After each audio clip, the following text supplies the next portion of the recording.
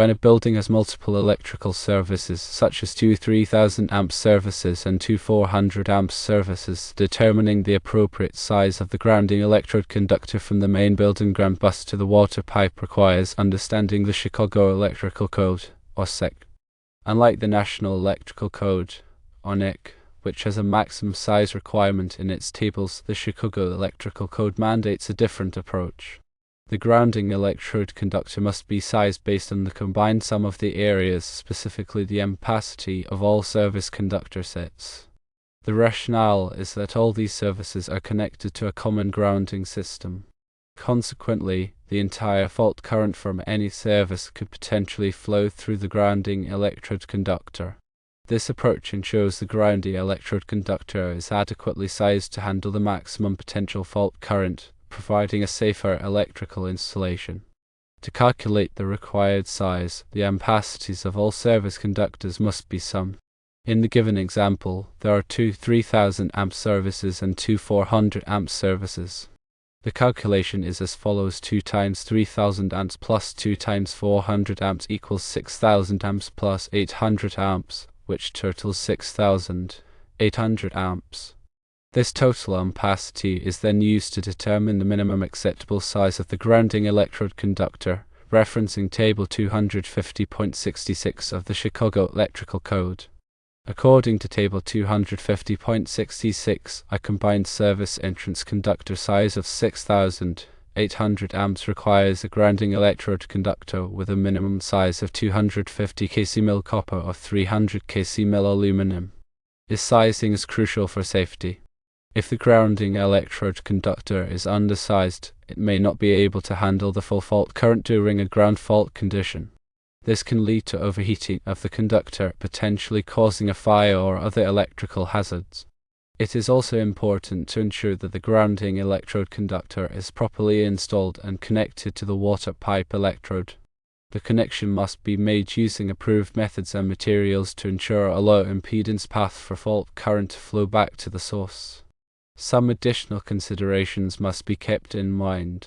Firstly, local amendments to the Chicago Electrical Code must be taken into account. These amendments may provide further clarification or additional requirements for grounding electrode conductor sizing.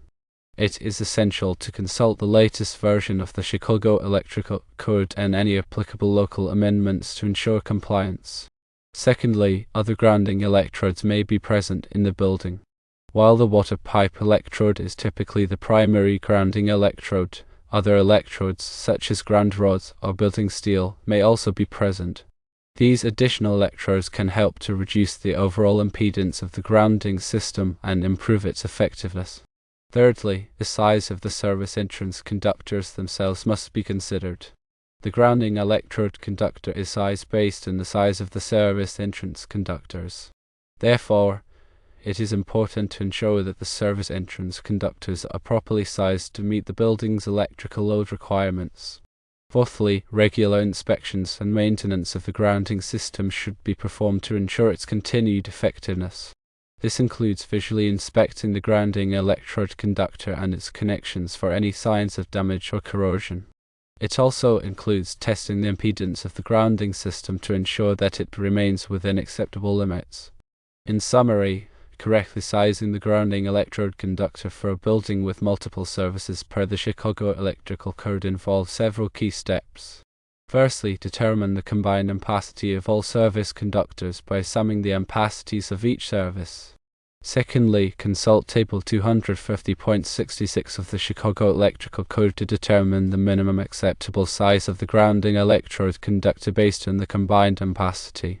Thirdly, ensure that the grounding electrode conductor is properly installed and connected to the water pipe electrode using approved methods and materials. Fourthly, consider any local amendments to the Chicago Electrical Code that may apply. Fifthly, take into account any other grounding electrodes that may be present in the building. Sixthly, ensure that the service entrance conductors are properly sized to meet the building's electrical load requirements. Seventhly, perform regular inspections and maintenance of the grounding system to ensure its continued effectiveness. By following these steps, it is possible to ensure that the grounding system is properly sized and installed, providing a safe and reliable electrical system for the building. Remember to always consult with a qualified electrical engineer or contractor to ensure compliance with all applicable codes and regulations. The grounding system is a critical component of the electrical system, and it is important to ensure that it is properly designed and installed to protect people and property from electrical hazards. The specific details of the Chicago Electrical Code should always be reviewed in the context of any electrical work.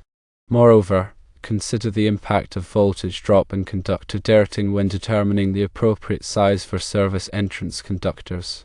Voltage drop can occur when electricity travels over long distances, causing a decrease in voltage at the end of the run.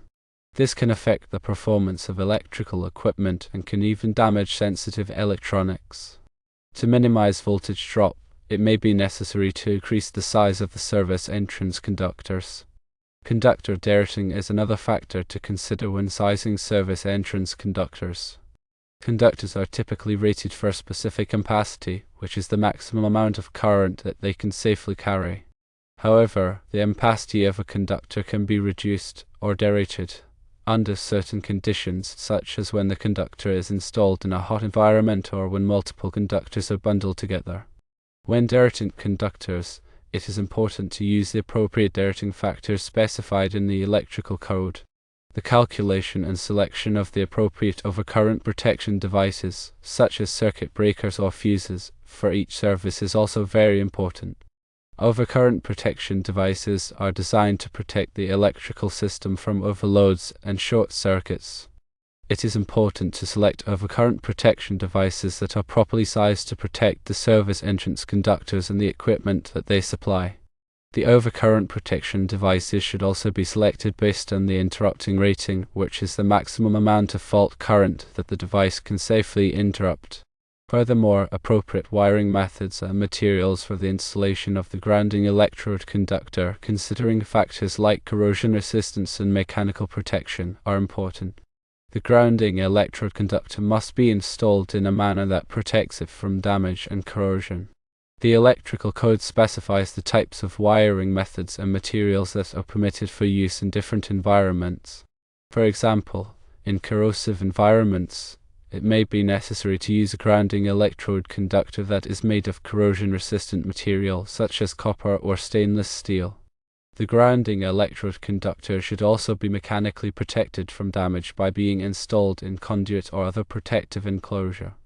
In addition to the water pipe electrode, other types of grounding electrodes may be used, such as ground rods, ground plates, and building steel.